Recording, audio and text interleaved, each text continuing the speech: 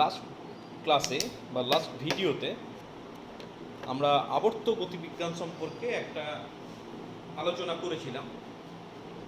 আবর্ত গতিবিজ্ঞানের প্রাথমিক যে ধারণাগুলো, কৌণিক সরণ, কৌণিক বেগ, কৌণিক ত্বরণ এবং তাদের রৈখিক গতির সঙ্গে কী সম্পর্ক, এগুলো আলোচনা করেছি। আমরা আলোচনা করেছিলাম যে কৌণিক গতির ক্ষেত্রে বা বৃত্তীয় গতির ক্ষেত্রে কী ধরনের সমীকরণ হবে একটা বস্তুর গতি বোঝার জন্য, এবং সেখানে বলেছিলাম যে একই রকমের সমীকরণ হবে, খালি ভিকে ওমেগা দিয়ে প্রকাশ করেছিলাম, মানে ইউকে ওমেগা 1, ভিকে ওমেগা 2, কৌণিক ত্বরণকে আলফা দিয়ে, ত্বরণ এফের জায়গায় আলফা, আর দূরত্বটাকে আমি বলেছিলাম যে ওখানে যেটা এস বা এইচ নিয়েছিলাম এখানে সেটা থিটা নেব। তাহলে এবার যদি আমরা রৈখিক গতি সমীকরণে এই রিপ্লেসমেন্টগুলো করে দিতে পারি, তাহলে আমি যে কোনো বৃত্তপথে আবর্তনশীল কণার ক্ষেত্রে গতির সমীকরণকে আমি প্রকাশ করতে পারি। এটা নিয়ে বোধহয় দু একটা অঙ্কও করেছিলাম। তো আজকে আমরা আলোচনা শুরু করছি। আলোচনা শুরুতে প্রথমেই দুটো অঙ্ক দিয়ে আলোচনা শুরু করছি। প্রথম যে অঙ্কটা বলেছে, খুব সহজ একটা অঙ্ক। দেখো, বলেছে যে 40 সেন্টিমিটার ব্যাসার্ধের একটি চাকা, হুইল অফ রেডিয়াস 40 সেন্টিমিটার, বেশ, কৌণিক বেগ 720 আরপিএম থেকে 1440 আরপিএম। তাহলে প্রাথমিক কৌণিক বেগ ছিল 720 আরপিএম আর অন্তিম কৌণিক বেগ ছিল 1440 আরপিএম। আচ্ছা, এবার বলে রাখি, আরপিএম এ কোনো অঙ্ক আমাদের হবে না। আরপিএম একটা গুরুত্বপূর্ণ একক। আরপিএম এর সাহায্যে আমরা কৌণিক বেগ প্রকাশ করে থাকি, ঠিক যেমন আমরা ডিগ্রিতে কোণ প্রকাশ করে থাকি, কিন্তু আমরা যখন অঙ্ক করি রেডিয়ানে কনভার্ট করে দিই। তেমনি এখানেও আরপিএম এ আমরা প্রকাশ করছি, দেওয়া আছে, আমাকে কিন্তু সবটাই রেডিয়ান পার সেকেন্ডে কনভার্ট করতে হবে। আচ্ছা, আগের দিন বলেছি রেডিয়ান পার সেকেন্ড আসতে গেলে π/30 দিয়ে গুণ করতে হয়।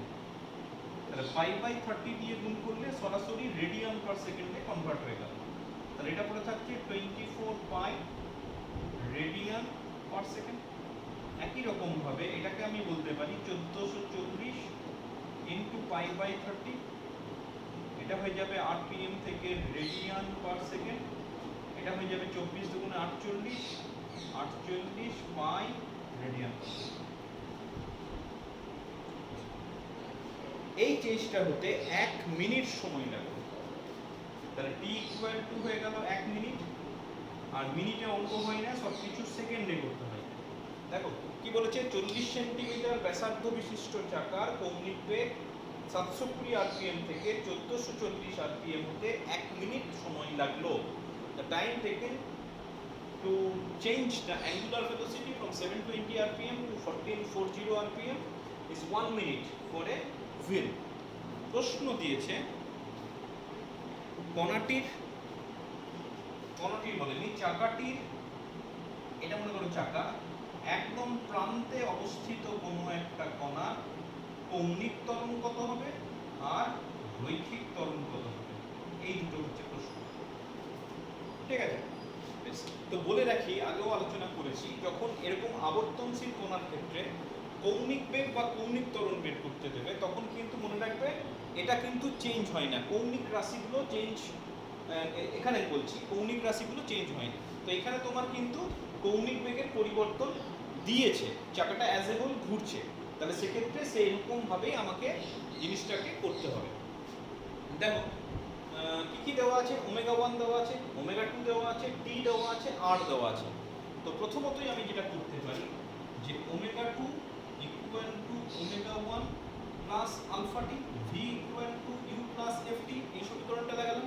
যেহেতু বেগের মান বাড়ছে তাহলে ত্বরণ কাজ করবে। আচ্ছা, মান বসিয়ে দাও। তাহলে এটা করে থাকছে 48 pi equal to 24 pi plus alpha into 60। তাহলে পড়ে থাকছে 60 আলফা ইকুয়াল টু 24 পাই, বিয়োগ করে দিলাম। তাহলে পড়ে থাকছে আলফা ইকুয়াল টু 4 দিয়ে তো কাটছি, 4 দিয়ে কাটছি, 6 দিয়ে কাটছি, দেখো 4 পাই বাই 10, আচ্ছা 12 দিয়ে কাটছি না, তাহলে এটা হয়ে যাচ্ছে 2π/15। অবভিয়াসলি একক হবে রেডিয়ান পার সেকেন্ড স্কয়ার। তাহলে কণাটির কৌণিক ত্বরণ হয়ে গেল 2π/15 রেডিয়ান পার সেকেন্ড স্কয়ার। এবার বলেছে রৈখিক ত্বরণ। তো রৈখিক ত্বরণের সঙ্গে কৌণিক ত্বরণের সম্পর্ক F = r আলফা। তাহলে r এর মান হচ্ছে 40 ইনটু 2π/15। 5 দিয়ে কাটছে, 5 3 15 আর 2 গুণে 16। তাহলে এটা হয়ে যাচ্ছে 16π/3, একক হয়ে যাবে সেন্টিমিটার পার সেকেন্ড স্কয়ার। রৈখিক ত্বরণ যেহেতু এটা 40টা সেন্টিমিটারে ছিল, তাহলে এই উত্তরটাও তোমার সেন্টিমিটার পার সেকেন্ড স্কয়ারে।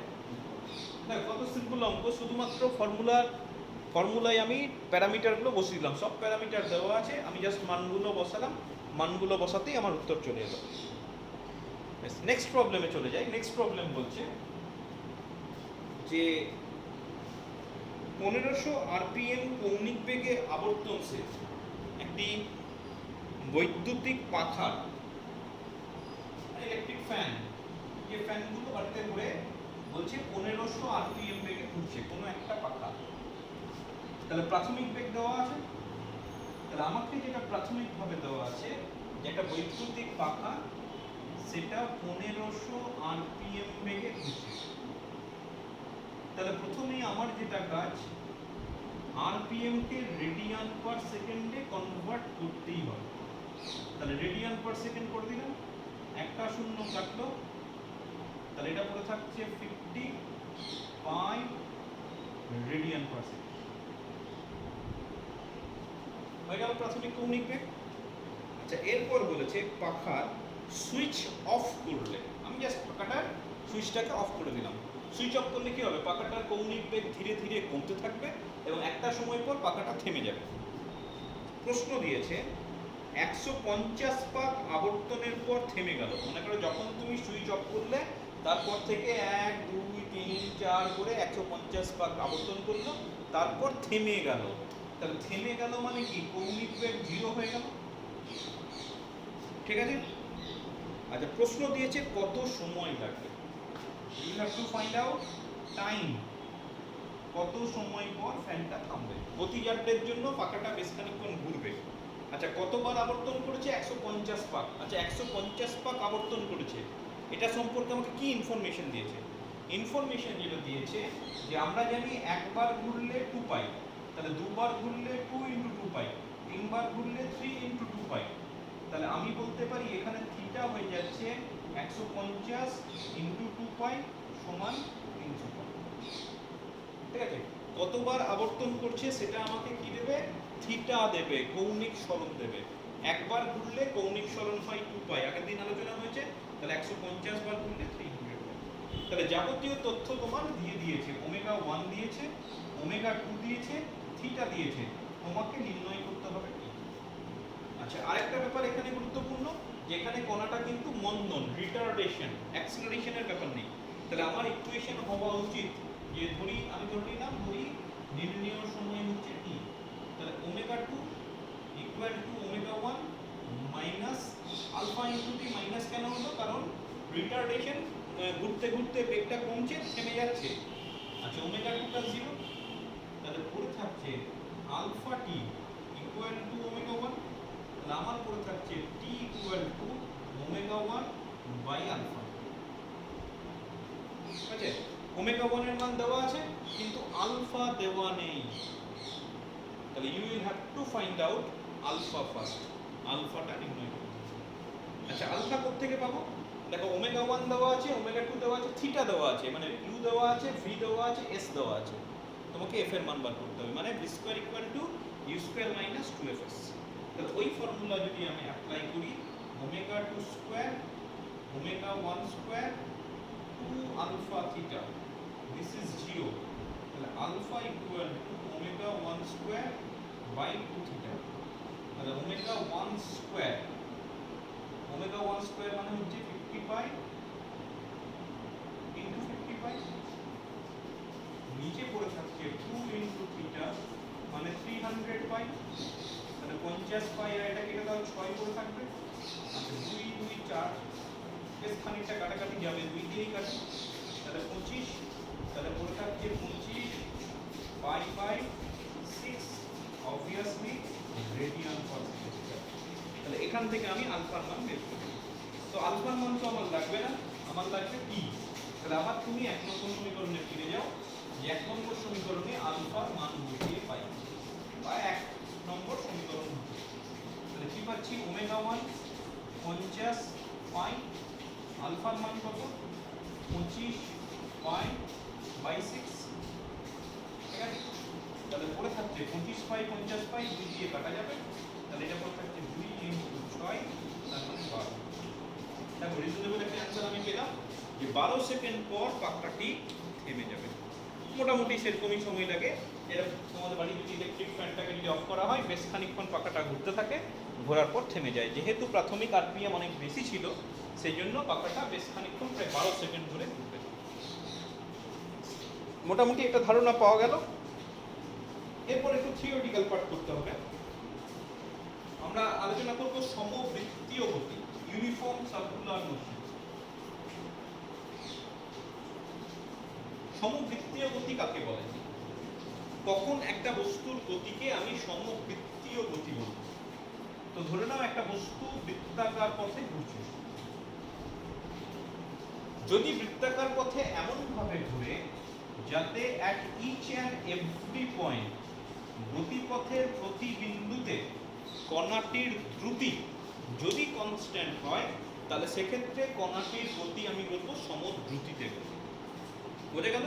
যে আমি যে কোনো পয়েন্ট ধরে নিই কেন, আমি এরকম ধরে নিলাম, এখানে একটা পয়েন্ট নিলাম, এখানে একটা পয়েন্ট নিলাম, এখানে একটা পয়েন্ট নিলাম, এখানে একটা পয়েন্ট নিলাম, প্রত্যেক বিন্দুতে আমি যদি নামও দিই, suppose A B C D, এই সব বিন্দুগুলোতেই কণাটির দ্রুতি সমান যদি হয়, তাহলে সেক্ষেত্রে কিন্তু আমি বলবো কণাটির প্রতি সমবৃত্তীয় গতি। বারবার বলছি দ্রুতি ধ্রুবক, স্পিড ইজ কনস্ট্যান্ট, ভেলোসিটি বলছি না, কিন্তু ভেলোসিটি কিন্তু সমান হবে না। একটা বস্তু যখন বৃত্তাকার পথে ঘুরে, সাপোজ কণাটা অ্যান্টি ক্লকওয়াইজ ঘুরছে, তুমি মনে রাখবে যে কোনো বিন্দুতে কণাটির বেগ ওই বিন্দুতে স্পর্শক বরাবর কাজ করে। The velocity at any point acts along the tangent to the circle at that point. তার মানে কি, আমি যখন এ বিন্দুর কথা বলবো, এ বিন্দুতে ট্যানজেন্ট কোন দিকে হবে? Anti clockwise. তাহলে ট্যানজেন্টটা এই দিকে কাজ করবে, মানে এ বিন্দুতে তুমি বলতে পারো কণাটির বেগ এই দিকে কাজ করছে, বি বিন্দুতে কণাটির বেগ এই দিকে কাজ করছে, সি বিন্দুতে কণাটির বেগ এই দিকে কাজ করছে, ডি বিন্দুতে কণাটির বেগ এই দিকে কাজ করছে। তাহলে at each and every point the direction is changing. প্রতি বিন্দুতে বেগের অভিমুখ পরিবর্তিত হচ্ছে। তাহলে বেগ হচ্ছে একটা ভেক্টর রাশি, ভেলোসিটি দুটোর মধ্যে আলাদা, তোমরা পার্থক্যটা জানো, দ্রুতি, স্পিড অ্যান্ড ভেলোসিটি। বেগ কি? বেগ হচ্ছে ভেক্টর রাশি, তার মানে মানটাও সমান হতে হবে, আর দিকটাও যদি সমান হয় তবে সেক্ষেত্রে আমি বলবো বেগটা কনস্ট্যান্ট। এখানে আমি কি দেখতে পাচ্ছি? বেগের মানটা কনস্ট্যান্ট, কিন্তু বেগের দিকটা কনস্ট্যান্ট নয়। তাহলে অ্যাজ এ হোল বলতে পারি বস্তুটির বেগ পরিবর্তনশীল, ঠিক আছে, যেহেতু অভিমুখটা পরিবর্তিত হচ্ছে।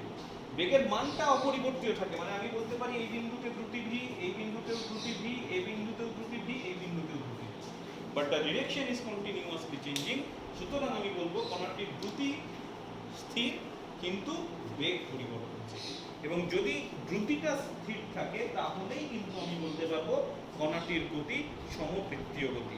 বৃত্তপথে আবর্তনরত কোনো কণার কৌণিক বেগ ধ্রুবক হলে এবং রৈখিক দ্রুতি যদি সমান হয়, তাহলে সেক্ষেত্রে সেই কণাটির গতিকে আমরা সমবৃত্তীয় গতি বলবো। এবং এক্ষেত্রে মনে রাখবে ওমেগাটা কিন্তু আর পরিবর্তনশীল নেওয়া যাবে না। যেমন একটা অঙ্কের ক্ষেত্রে দেখলাম না, চাকার ওমেগা চেঞ্জ হচ্ছে, সেরকম কিন্তু নয়। এখানে এই টাইপের মোশনের ক্ষেত্রে always omega will be a constant, ঠিক আছে। এবার তুমি একটা জিনিস ভাবো যে কণাটার বেগ কন্টিনিউয়াসলি পরিবর্তন হচ্ছে, তাহলে একটা কণার বেগ যদি কন্টিনিউয়াসলি পরিবর্তন হয়, তাহলে এক্সপেক্টেড তার একটা ত্বরণ থাকবে। সাধারণ কথা, ক্লাস 9 থেকেই তোমরা জানো যে acceleration equal to rate of change of velocity. The velocity is continuously changing at each and every point, so there will be some acceleration. এবং সেক্ষেত্রে অ্যাক্সিলারেশনটা কিন্তু রৈখিক ত্বরণ, কিন্তু কৌণিক নয়, মানে লিনিয়ার মোশনের জন্য কারণ অ্যাঙ্গুলার ভেলোসিটিটা তো চেঞ্জ হচ্ছে না। তাহলে অ্যাঙ্গুলার ভেলোসিটি চেঞ্জ না হলে সেখানে কিন্তু অ্যাঙ্গুলার অ্যাক্সেলারেশনটাও চেঞ্জ হবে না। কৌণিক বেগ যেহেতু কনস্ট্যান্ট, সুতরাং কৌণিক ত্বরণটাও কনস্ট্যান্ট। তাহলে এক্ষেত্রে যে ত্বরণের কথাটা আসছে সেটা কিন্তু রৈখিক ত্বরণ চলবে। এবং ত্বরণটা কোন দিকে কাজ করবে একটু ভালো করে ভাবলেই বুঝতে পারবে যে ত্বরণটা এমন একটা দিকে কাজ করবে যাতে বেগ পরিবর্তন না হয় বা দ্রুতি পরিবর্তন না হয়। কারণ দ্রুতি প্রত্যেক বিন্দুতে ধ্রুবক। তাহলে সেক্ষেত্রে দেখা যায় ত্বরণটা কেন্দ্র বরাবর কাজ করবে। কণাটার যে কোনো বিন্দুতে ত্বরণ কেন্দ্র বরাবর কাজ করবে। ত্বরণ কেন্দ্র বরাবর কাজ করবে, মানে ত্বরণের ডিরেকশনটা at each every point change হচ্ছে, but it should be towards the centre. তুই বলবে টুওয়ার্ডস দ্য সেন্টার না হলে কি হতো? কোনো একটা আরবিট্রারি ডিরেকশন কেন হবে না? তার কারণ হচ্ছে যদি এদিকে না হয়ে সাপোজ এদিকে হতো, তাহলে এফ এর একটা কম্পোনেন্ট এদিকে থাকতো। সাপোজ এদিকে হয়ে গেল এফ কস থিটা, যদি এটা থিটা হয়, তাহলে এদিকে যদি একটা এফ চলে আসতো, তাহলে v equal to u plus f t এই সমীকরণ অনুসারে প্রত্যেক বিন্দুতে দ্রুতিটা পরিবর্তন হয়ে যেত। কারণ হতো না, এটা প্রাথমিক বেগ মনে করো, তাহলে এটা কি হয়ে যেত? V plus f cos theta into t, v equal to u plus f t, এই সমীকরণ অনুসারে দ্রুতির মানটা পরিবর্তন হয়ে যেত। ঠিক আছে? সুতরাং যে কোনো দিকে ত্বরণ কাজ করতে পারে না। ত্বরণ সবসময় বেগের সঙ্গে লম্ব হবে। যদি বেগের সঙ্গে লম্ব হয় এটা হয়ে যাবে এফ cos 90, আর cos 90 মানে 0। তাহলে যে কোনো বিন্দুতে দ্রুতির মানটা অপরিবর্তিত। ঠিক আছে? তাহলে আমি কি পেলাম যে একটা কণা যখন বৃত্তাকার পথে আবর্তন করবে, গতিপথে প্রত্যেক বিন্দুতে কণাটির দ্রুতি ধ্রুবক হলেও কণাটির বেগ পরিবর্তনশীল। এবং যেহেতু বেগ পরিবর্তনশীল বা বেগ পরিবর্তনের রেজাল্ট হিসেবে আমি বলতে পারি গতিপথের প্রতি বিন্দুতে কণাটার উপর একটা ত্বরণ কাজ করবে, এবং সেই ত্বরণটা কোন দিকে কাজ করবে? It will act always towards the centre of the circle. ঠিক আছে? তাহলে whenever a particle rotates in a circular path at each and every point, speed of the particle remains constant, but the velocity changes at every point. Because velocity changes continuously, so there must be some acceleration on the moving particle, and it has been found that the acceleration acts towards the center of the circle. এবং যেহেতু towards the center of the circle কাজ করে, এই অ্যাক্সেলারেশনটাকে বলা হয় অভিকেন্দ্র ত্বরণ। ঠিক আছে? এটাকে বলা হয় অভিকেন্দ্র ত্বরণ, রাইট? Centrifugal acceleration. আচ্ছা, তো পরীক্ষায় প্রশ্ন দেয় যে কাকে বলে জানবে, কত হবে সেই ত্বরণের মানটা কত হবে সেটা তোমাকে ডিরাইভ করে দিতে হবে। কারণ তুমি তো জানো না, নতুন জিনিস পাচ্ছ। তাহলে প্রশ্ন এইভাবে থাকে যে অভিকেন্দ্র ত্বরণ কাকে বলে, এর রাশিমালা নির্ণয় করো। আচ্ছা, কিভাবে অভিকেন্দ্র ত্বরণের রাশিমালা নির্ণয় করব? তাহলে প্রথমেই ধরে নেওয়া যাক একটি কণা বৃত্তাকার পথে আবর্তন করছে। এই ধরনের একটা কণা বৃত্তাকার পথে আবর্তন করছে, বড় করে আঁকি।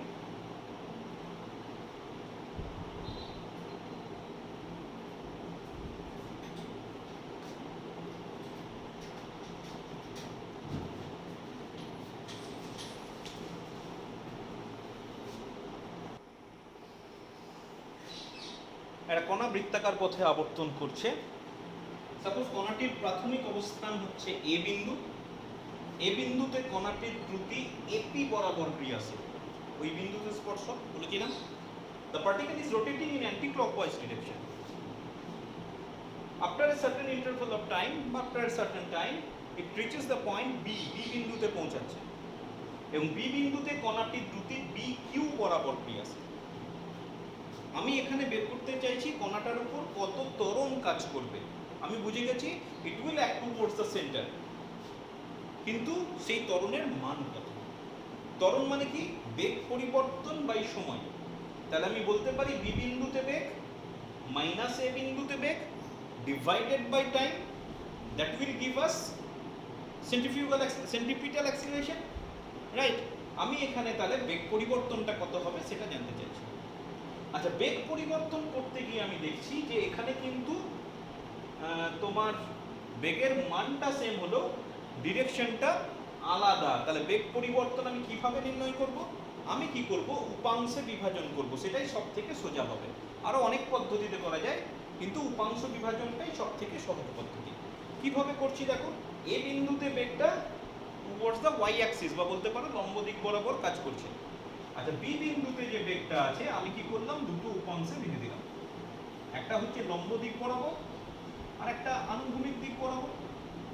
এবং অবভিয়াসলি এটা যদি থিটা হয় তাহলে এই কোণটা থিটা হবে। তো এই কোণটা যদি থিটা হয়, এটা 90 মাইনাস থিটা, তাহলে এই কোণটা তোমার থিটা হয়ে যাবে। তাহলে এই বরাবর যেটা উপাংশ সেটা হচ্ছে ভি কস থিটা, আর এই বরাবর যেটা উপাংশ সেটা হয়ে গেল ভি সাইন। খুব সিম্পল, আর কোনো ছবি দরকার নেই, এইটুকুতেই আমার কাজ চলে যাবে। তাহলে এ বিন্দুতে দ্রুতি v towards the vertical direction, B বিন্দুতে স্পিড এদিকে কাজ করছে, সেটাকে আমি দুটো কম্পোনেন্ট পারপেন্ডিকুলার কম্পোনেন্টে ভেঙে দিলাম, একটা ভি কস থিটা, একটা ভি সাইন। এবার আমি বেগ পরিবর্তন ক্যালকুলেশন করব ডিরেকশন ওয়াইজ। প্রথমে দেখব টুয়ার্ডস দ্য ভার্টিক্যাল ডিরেকশন কত, আর তারপরে দেখব টুয়ার্ডস দ্য হরাইজন্টাল ডিরেকশন কত। তো আমি এভাবে করছি যে এপি বরাবর বা এপি অভিমুখে বেগ পরিবর্তন, এপি অভিমুখে বেগ পরিবর্তন কি হবে, ফাইনাল বিন্দুতে বেগ মাইনাস ইনিশিয়াল বিন্দুতে বেগ। তাহলে এটা হয়ে যাচ্ছে তোমার v cos theta minus v, আর এ ও আনুভূমিক, আমি ওটা কেন্দ্র ধরলাম। তাহলে ও বিন্দুতে বেগ পরিবর্তন কত হবে, আচ্ছা অন্তিম বিন্দুতে বেগ কত আনুভূমিক দিকে, ভি সাইন থিটা, আর প্রাথমিক বিন্দুতে আনুভূমিক দিকে বেগ কত, কিছুই নেই, দ্যাট মিন্স জিরো। তুমি যদি কম্পোনেন্ট ওয়াইজ করতে চাও এটা হবে ভি cos 90, ভি cos 90 মানে 0। ঠিক আছে, এবার আমি একটু অ্যানালিসিস করছি অন্যভাবে, যে আমি ধরে নিচ্ছি এই থিটার মানটা হচ্ছে ভেরি ভেরি স্মল। যদি থিটা স্মল হয়, আগেও আলোচনা হয়েছে, তাহলে সেক্ষেত্রে আমার এই ধরনের একটা অ্যাপ্রক্সিমেশন করা আছে যে cos থিটার মান 1 ধরবো এবং sin থিটার মান থিটা ধরবো। এটা বাস্তবে হয়েও থাকে, থিটার মান যখন ক্ষুদ্র তখন sin থিটার মান অলমোস্ট থিটার সঙ্গে সমান, আর থিটার মান যখন স্মল তখন cos থিটার মান অলমোস্ট 1। তাহলে সেই তথ্যটা যদি আমি এখানে বসিয়ে দিই, তাহলে cos থিটা সমান 1, তাহলে v ইনটু 1 মাইনাস v, দেখো 0 হয়ে যাচ্ছে। আর এখানে যদি তুমি sin থিটার জায়গায় থিটা বসাও তাহলে পড়ে থাকছে থিটা। তাহলে y অক্ষ বরাবর বেগ পরিবর্তন 0, x অক্ষ বরাবর বেগ পরিবর্তন v ইনটু থিটা। তাহলে চূড়ান্ত বেগ পরিবর্তন কত হবে, অতএব নির্ণেয় বেগ পরিবর্তন, না নির্ণেয় নয়, বেগ পরিবর্তন, তাহলে চূড়ান্ত বেগ পরিবর্তন যেটা হবে, আমার ফর্মুলা হচ্ছে √vx² + vy²। এবার এটা তো 0, তাহলে প্লাস vy², তাহলে √এর মধ্যে এটা স্কয়ার, তার মানে কত পড়ে থাকবে, তাই পড়ে থাকবে। দেখো আমি এখানে পাশে করছি, দেখো আমার ফর্মুলা হচ্ছে √vx² + vy²। পড়েছিল না r = √x² + y², তাহলে এটা 0, আর এটা হয়ে যাচ্ছে v² θ² তার √, তাহলে এটা v ইনটু থিটা পড়ে থাকবে না, সেটাই লিখেছি। তাহলে এটা গেল বেগ পরিবর্তন। তাহলে ত্বরণ কত হবে, তাহলে ত্বরণ ইকুয়াল টু হচ্ছে বেগ পরিবর্তন ডিভাইডেড বাই সময়। আচ্ছা এবার দেখো এখানে এসেছে theta by t, theta by t কে আমি বলতে পারি ওমেগা, এবং এই অ্যাক্সিলারেশন যেটাকে আমি বললাম centripetal acceleration c, c for centripetal, তাহলে এটাকে এফসি দ্বারা প্রকাশ করা হয়। কি এলো, this is equal to v into omega. এবার যদি আমি একটু মানগুলো বসিয়ে দিই, কি মান বসাবো, যে আমি জানি ভি এর মান হচ্ছে ওমেগা, পড়ছি না রিলেশন, আগের দিন দেখবে এই ধরনের একটা রিলেশন আমি করেছি, ভি ইকুয়াল টু ওমেগা, আমি ভি এর জায়গায় ওমেগা বসালাম, তাহলে এফসি ইকুয়াল টু বলে থাকছে omega square. This is the expression of centripetal acceleration. আবার একটা জিনিস দেখো, এখান থেকে আমি পাচ্ছি omega equal to v by r. এবার ওমেগার মান যদি রিপ্লেস করি, দেখো পড়ে থাকছে FC equal to v into v by r, তাহলে পড়ে থাকছে FC equal to v square.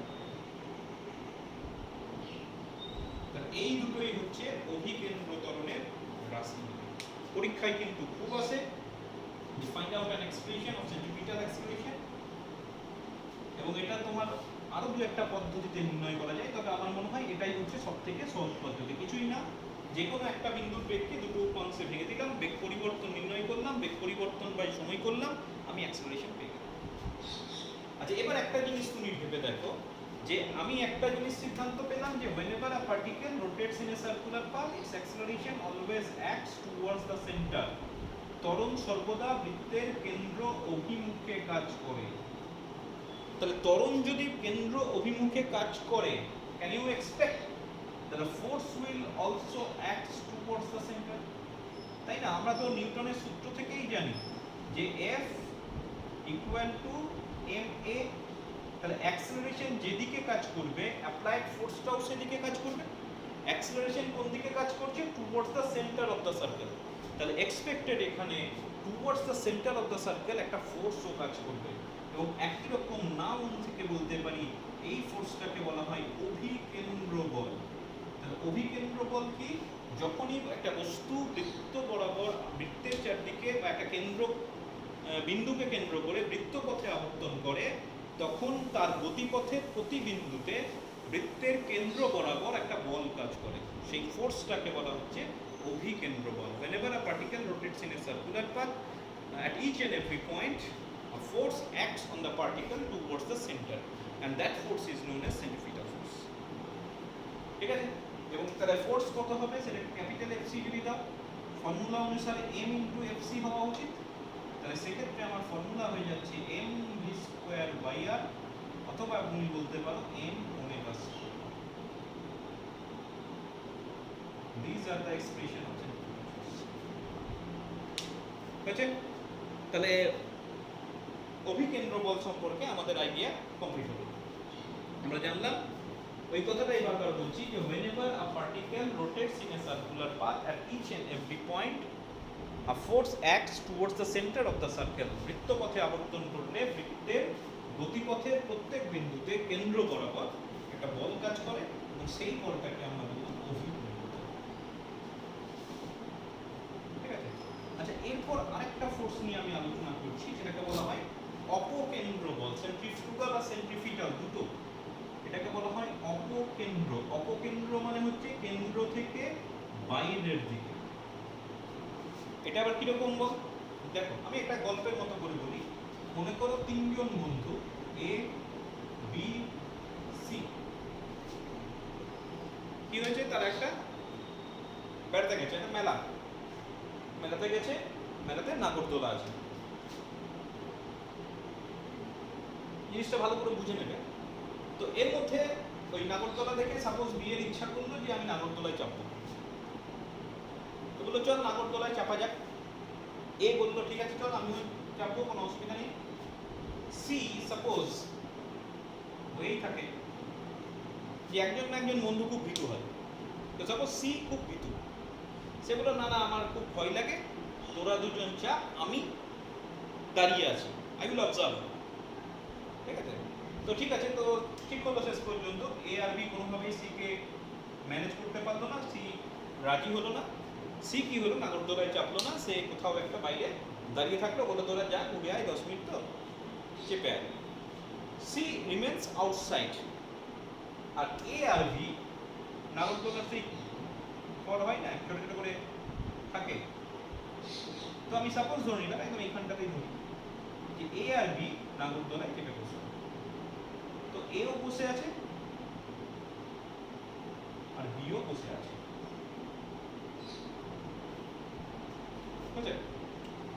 আমি এখানে দেখব বিটাকে ভালো করে অবজার্ভ করব, মানে আমি দেখতে চাইছি সি বি কে অবজার্ভ করবে, এ বি কে অবজার্ভ করবে।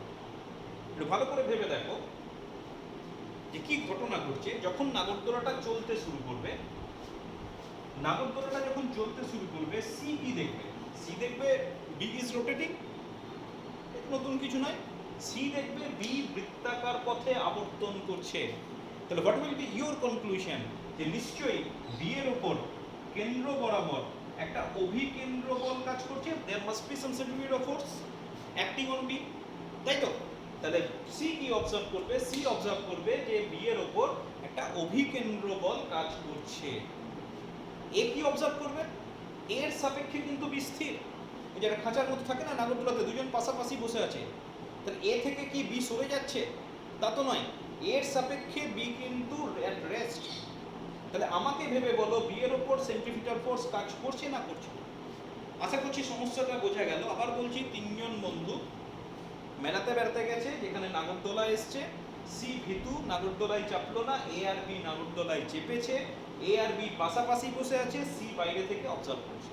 সি অবজার্ভ করছে বি ইজ রোটেটিং, তাহলে সি এর সাপেক্ষে আমি বলতে পারি, সি এর সাপেক্ষে বলতে পারি বি এর ওপর একটা অভিকেন্দ্র বল কাজ করছে। কিন্তু এ কি বলছে? এ বলছে বি তো রেস্টে আছে, তাহলে এর সাপেক্ষে বি এর ওপর কোনো ফোর্স কাজ করছে না, B is at rest. Now how you will explain this phenomenon? তুমি কি করে জিনিসটা অবজার্ভ ব্যাখ্যা করবে? কি পাচ্ছি? একজন বলছে বি এর ওপর ফোর্স কাজ করছে, একজন বলছে বি এর ওপর ফোর্স কাজ করছে না। দুটোই ঠিক। এখানে ডিপেন্ড করছে কি? অবজারভেশনের উপর, কোত্থেকে অবজার্ভ করছে। এ কোত্থেকে অবজার্ভ করছে? বাইরে থেকে অবজার্ভ করছে। আর এ কোত্থেকে অবজার্ভ করছে? বি যে ফ্রেমে রোটেট করছে, এ সেই ফ্রেমে গিয়ে বসে আছে। ফ্রেম অফ রেফারেন্স, নির্দেশতন্ত্র কাকে বলে?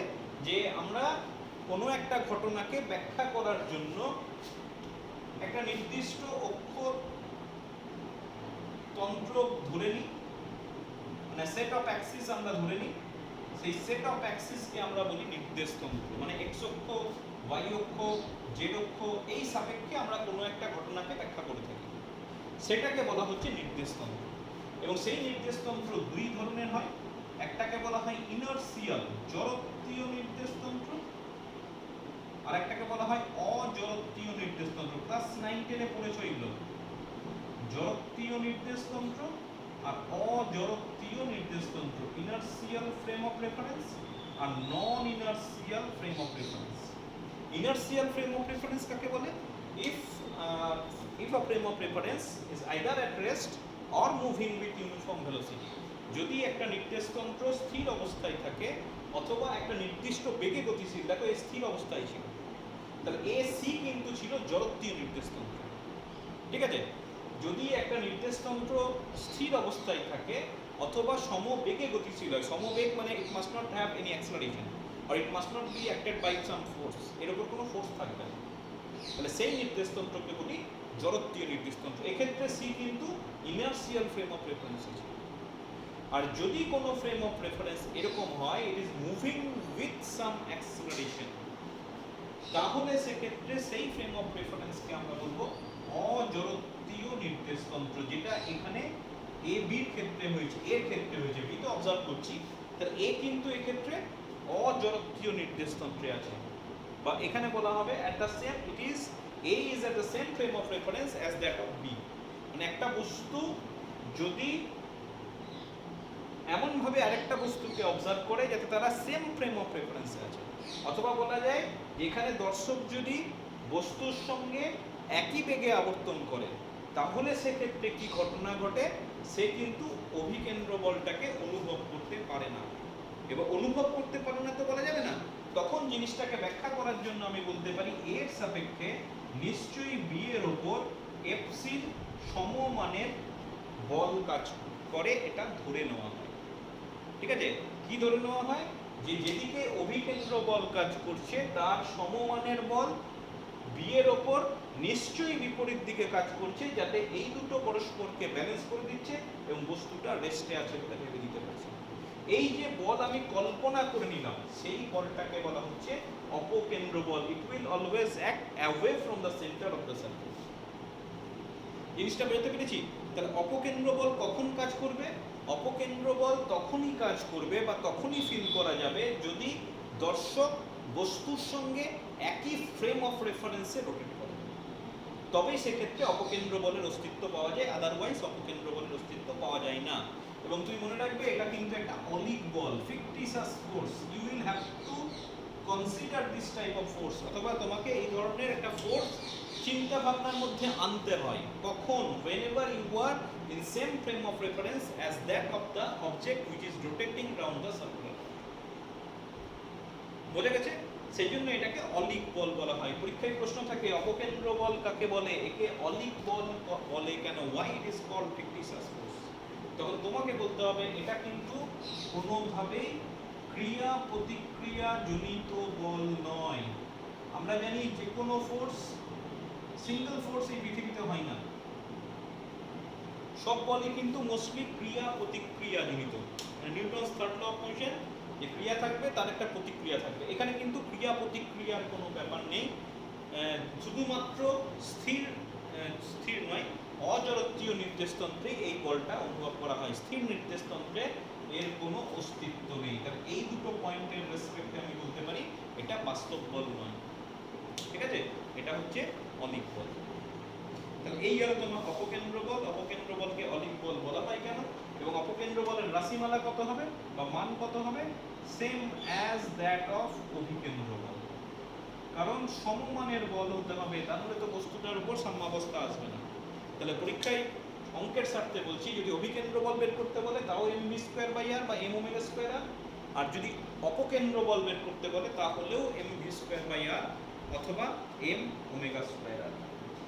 ঠিক আছে, এখানে জাস্ট আরেকটা জিনিস বলি, যে তুমি মনে করো একটা বস্তু বৃত্তাকার পথে ঘুরছে। আমি খুব সিম্পল উদাহরণ দিই, ছোটবেলায় থাকে না সুতোর প্রান্তে একটা তুমি পাথর বাঁধবে, এবার পাথরটা বেঁধে তুমি যদি এইভাবে ঘোরাও, তাই না, তুমি কি করলে এখানে তোমার একটা বস্তুকে একটা সুতোর মধ্যে বেঁধে তুমি ঘোরাচ্ছ, এইখানে তোমার ফিঙ্গার আছে, ঠিক আছে, এই হচ্ছে তোমার আঙুল। তাহলে বস্তুটা বৃত্তাকার পথে ঘুরছে, সে ক্লকওয়াইজ হোক বা অ্যান্টি ক্লকওয়াইজ হোক। তাহলে তাই যদি হয়, এই অবস্থায় আমি কি পেলাম, যে এখানে অবশ্যই একটা অভিকেন্দ্র বল কাজ করবে, ঠিক আছে, আঙুলটা তো রেস্ট, তাহলে আঙুলটা আমি এখানে অপকেন্দ্র বলের অস্তিত্ব ভাবছি না, বস্তুটার উপর একটা অভিকেন্দ্র বল কাজ করবে। এবার অভিকেন্দ্র বল কিন্তু ক্রিয়া প্রতিক্রিয়া জনিত বল, বা অভিকেন্দ্র বল কিন্তু বাস্তব বল। তাহলে অভিকেন্দ্র বল যদি বাস্তব বল হয় তাহলে ক্রিয়া প্রতিক্রিয়ার কনসেপ্ট থাকবে। তুমি একটা জিনিস খেয়াল করো, এখানে এটা কাজ করছে মানে কি, আমি ভাবতে পারি আমার আঙুলটা বস্তুটাকে কেন্দ্র বরাবর টানছে, এবং অবশ্যই তুমি যখন ঘোরাবে তোমার আঙুলের উপর কিন্তু ফোর্স অনুভব করতে পারবে, ঠিক আছে। তাহলে সেক্ষেত্রে আমি বলতে পারি বস্তুটা আঙুলের উপর এফসি পরিমাণ করবে।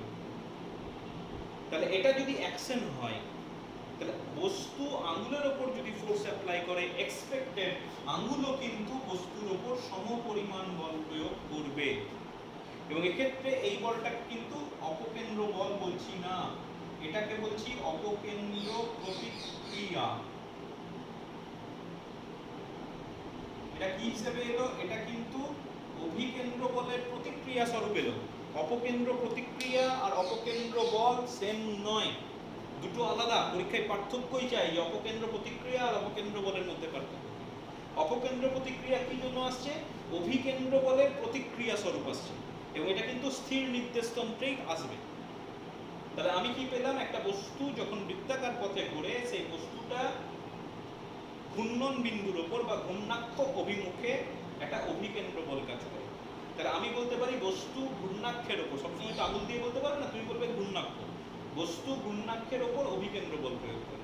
তাহলে expected according to Newton's third law of motion, the axis of rotation will also imply a force on the object.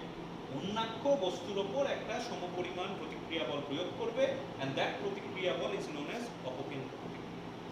এবং এটা কিন্তু স্থির নির্দেশতন্ত্রে প্রযোজ্য, তোমাকে অজড়ত্বীয় বা নন ইনার্সিয়াল ফ্রেম অফ রেফারেন্সে যেতে হবে। আর অপকেন্দ্র বলটা কোথায় প্রযোজ্য, যদি কোনো একজন ব্যক্তি বা বস্তু ওই ঘূর্ণায়মান বস্তুর সঙ্গে একই ফ্রেমে আবর্তন করে, তবে সেক্ষেত্রে অপকেন্দ্র বল আসে। তা দুটোর মধ্যে পার্থক্য কি, প্রথমত হচ্ছে এটা ক্রিয়া প্রতিক্রিয়া জনিত বল, এটা ক্রিয়া প্রতিক্রিয়া জনিত বল, আর এটা বাস্তব বল, এটা কিন্তু অলিক বল, ঠিক আছে। সুতরাং অপকেন্দ্র প্রতিক্রিয়া আর অপকেন্দ্র বল এই দুটো জিনিস কিন্তু সম্পূর্ণ আলাদা। ভালো করে পড়বে, সবটাই কনসেপচুয়াল, ঠিক আছে। আর বারবার বলছি, লিখে লিখে প্র্যাকটিস করবে।